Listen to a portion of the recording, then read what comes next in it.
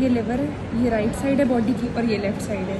अब सबसे पहले इसके सर्फेसेस की बात करें, ये interior surface, superior surface, right surface, inferior surface और ये घुमा के पीछे पोस्टीरियर सरफेस है ये सारा।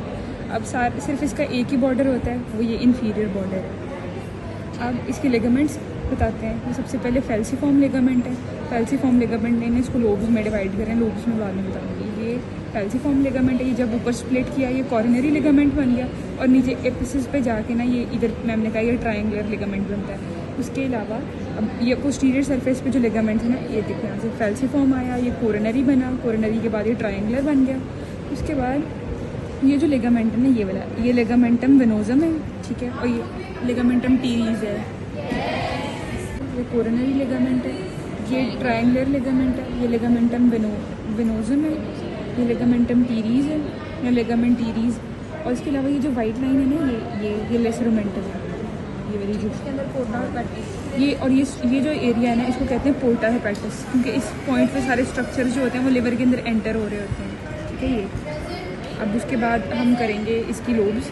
ये फेल्सीफॉर्म लिगामेंट इंटीरियर सरफेस को दो लोब्स में डिवाइड करता है, ये राइट लोब है और ये लेफ्ट लोब है। अब हम पीछे की तरफ जाएंगे पोस्टीरियर सरफेस पे ना, ये जो लोब है इसको सी से कॉर्डेट लोब का है मैम, ये कॉर्डेट लोब है, ठीक है।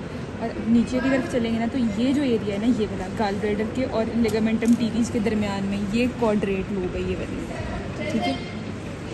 बस इसका इंटीरियर सरफेस है, ये दो लोब्स में डिवाइडेड है। इसके इंटीरियर रिलेशंस में हमारे पास आ रहा है इंटीरियर एब्डोमिनल वॉल और G5 प्रोसेस, और यहाँ पे इसके लैटरली दोनों तरफ हमारे पास डायफ्राम होगा और इसके इधर यहाँ पे ये हमारे पास कार्डिक कन्वेक्सिटी है, यहाँ पे अपेक्स ऑफ द हार्ट आ रही होती है, जिसकी वजह से यहाँ पे ये थोड़ी सी कन्वेक्सिटी है। अब जैसे हम इसके पोस्टीरियर सरफेस पे चले जाएँ तो सबसे पहले यहाँ से हमारे पास शुरू करें तो ये इधर से शुरू करते हैं, एसोफेजियल इंप्रेशन है, फिर उसके बाद ये जो है ना ऑरिफिस फीयर है अटैचमेंट के लिए, लिगामेंटम वेनोजम के लिए, फिर ये हमारे पास सी से कॉर्डेट लोब है, फिर ये हमारे पास ग्रूव है इंफीरियर वेना केवा में, जिसमें ये हमारे पास इंफीरियर वेना केवा पड़ी हुई है, और बाकी ये जो सारा है ना ये bare area of the liver है। अब इंफीरियरली देखा जाए तो ये हमारे पास एसोफेजियल इंप्रेशन था, उसके साथ ही ये सारा गैस्ट्रिक इंप्रेशन है, ये हमारे पास पाइलोरिक इंप्रेशन है, ये बीच में वाइट वाला लिगामेंटम टीरीज और ये क्यू से कॉर्डेट लोब है, ठीक है।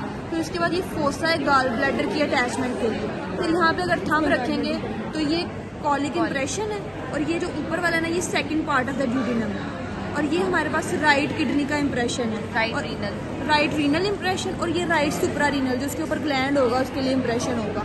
और अगर इस तरह से देखें तो हमारे पास दो नॉचेस नज़र आ रही हैं, इसको हम कहेंगे ये दो लोब्स के दरमियान है, तो इंटरलोबार नॉच कहेंगे इसको, और ये हमारे पास ये जो गाल ब्लैडर वाली है ना इसको सिस्टिक नॉच कहेंगे, और इसके अलावा कुछ भी नहीं।